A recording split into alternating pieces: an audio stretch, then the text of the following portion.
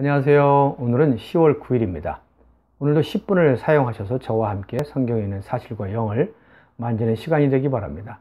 오늘 우리가 다룰 성경은 이사야서 50장에서 52장 12절 그리고 데살로니가전서 5장입니다. 이 세 장의 내용은 상당히 긴데요. 간략하게밖에 말을 못할 것 같습니다. 여기 50장에서는 우리에게 무엇을 말하냐면요. 앞에서 말한 것처럼 이사야서 40장부터 66장은 여호와의 종에 대한 이야기를 하고 있습니다. 여기에는 이사야 선지자도 있고 또한 고레스도 있고 또한 이스라엘 백성도 있죠. 그렇지만 이 모든 세 인격은 다 그리스도에 대한 예표라고 말할 수 있습니다. 자, 50장에 보면요, 우리에게 1절에서 3절은 시온을 버린 이유를 얘기하는데요. 그것은 바로 하나님이 이스라엘을 버린 이유는 죄와 배역이라는 것을 볼 수 있습니다.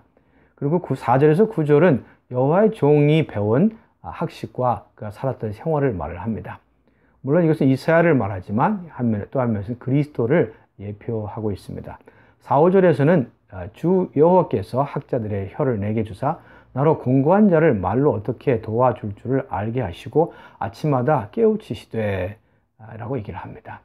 자, 여기서 우리는 이사야가 어떻게 공고한 자를 말로 가르쳤는가를 얘기를 해주고 있는데요. 이사야는 그리스도를 예표합니다. 이것은 그리스도께서 어떻게 공고한 자를 말로 하나님의 말씀으로 가르쳤는가를 얘기를 하죠. 주님은 이 땅에서 사실 사람들에게 한마디의 말로 어떻게 사람을 가르칠 줄 알았습니다. 근데 그것은 어디서 왔습니까? 우리가 이 9절, 4절 뒷부분에 보면 아침마다 나를 깨우치시되라고 얘기합니다.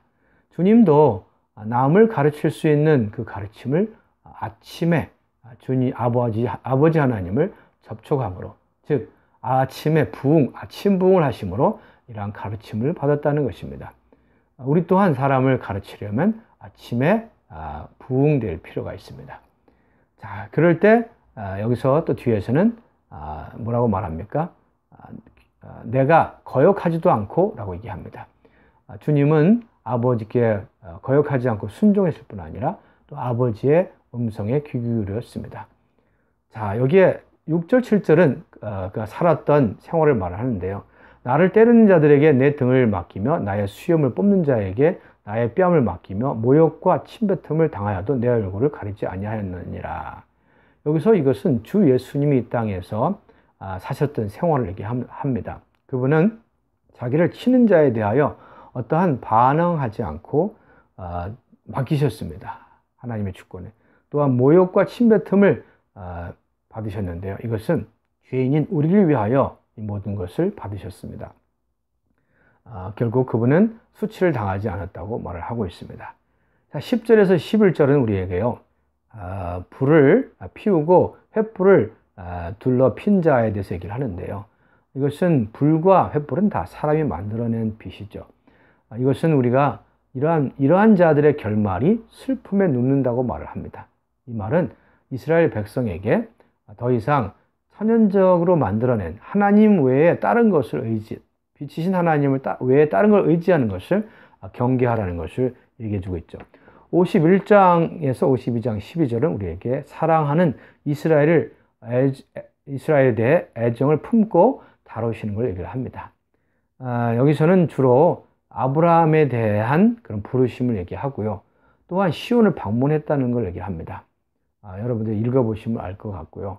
아브라함을 언급한 것은 그가 이스라엘의 근원이기 때문이죠. 그뿐만 아니라 이스라엘을 위한 여호와의 의와 구원을 말을 하고요. 또한 그의 여호와의 팔을 얘기합니다. 이것은 그리스도를 말하죠. 그리고 예루살렘에 대한 여호와의 격려. 원래 그분은 예루살렘에 대한 분노와 책망이 있었지만 예루살렘을 기뻐한다고 17절에서 23절을 얘기하고 있습니다. 그리고 시온에 대한 격려, 또한 여호와의 좋은 소식, 바벨론을 떠나라는 얘기를 하고 있습니다. 자, 데살로니가전서 5장에 왔습니다. 5장은 우리에게 어떻게 거룩한 생활에서 깨어있는 생활을 하는가를 얘기하는데요.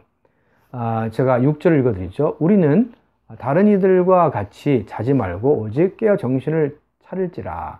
8절 우리는 낮에 속하였으니 정신을 차리고 믿음과 사랑에 호심경은 흉패를 말합니다. 흉패를 붙이고 구원의 소망의 투구를 쓰자. 여기서 깨어서 정신을 차리는 것을 말을 했는데요.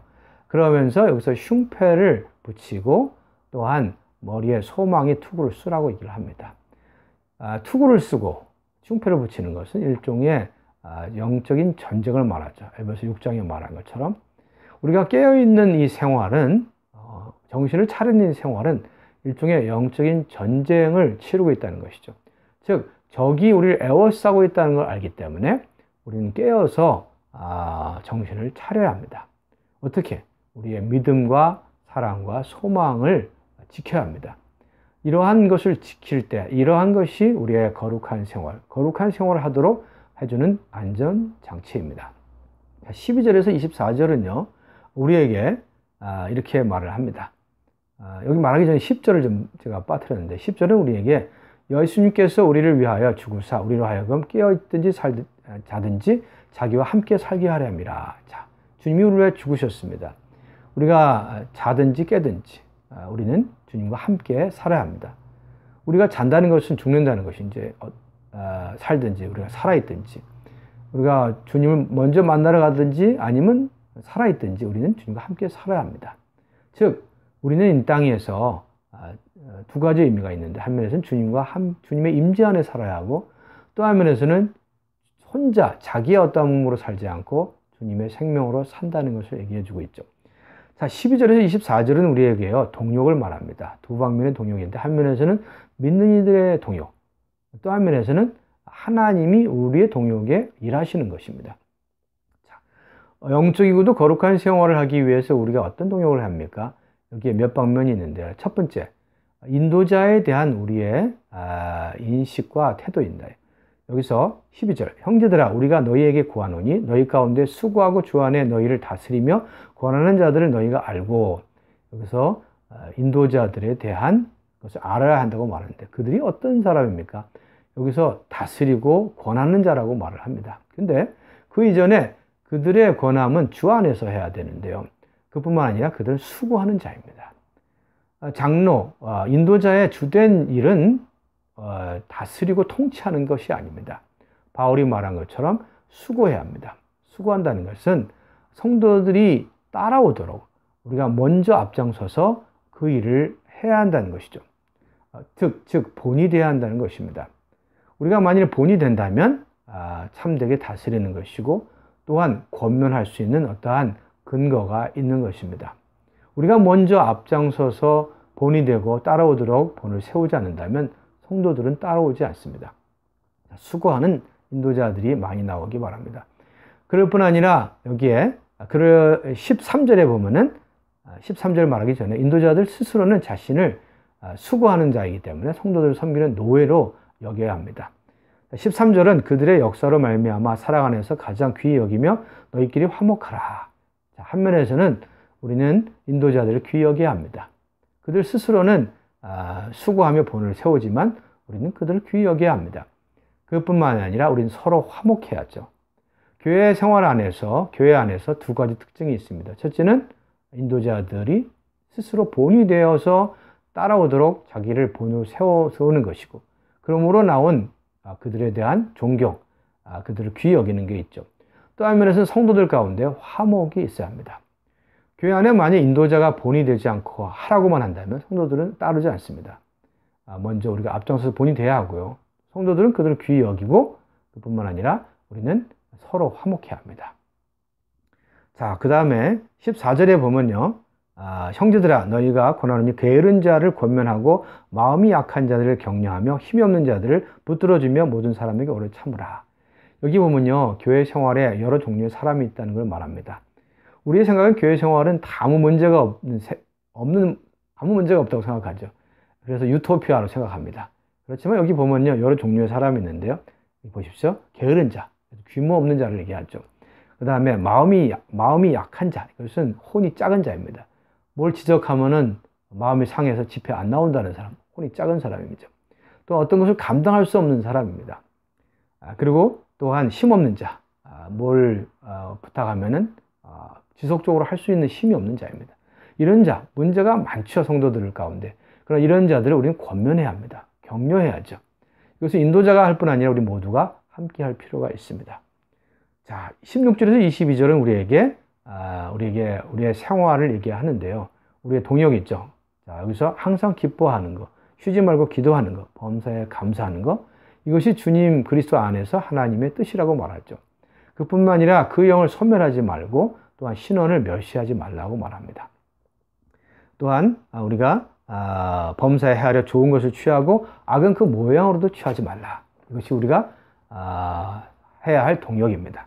거룩한 생활을 위한.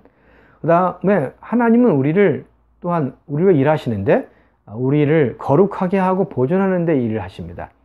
23절입니다. 평강의 하나님이 친히 너희를 온전히 거룩하게 하시고 너희 영과 혼과 몸을 우리 주 예수님께서 강림하실 때 흠없게 보존되기를 원하노라.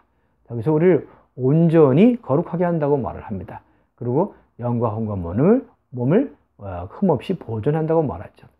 우리가 거룩하게 되고 보존되는 일은 하나님이 하시는데 그 일은 어떻게 이루어집니까? 먼저 우리 영 안에서 이루어지고 그 다음 혼, 그 다음에 몸입니다. 우리 영 안에서 우리를 거듭나게 함으로 시작이 되고요. 그 다음에 그 영 안에서 생명 주는 영은 우리의 혼을 변화시키죠. 그 다음에 우리 죽을 몸도 생명을 주어서 그와 같은 형성을 이루게 합니다. 주님을 찬양합니다. 여기에 우리의 동역이 있고 하나님이 우리의 동역에 역사하는 것이 있습니다. 어린 2주밖에 안 된, 3주죠. 3주밖에 안 된, 2, 3주밖에 안 된 이러한 데살로니가 교회에 대한 바울의 목양, 거룩한 생활을 우리가 보았습니다. 감사합니다.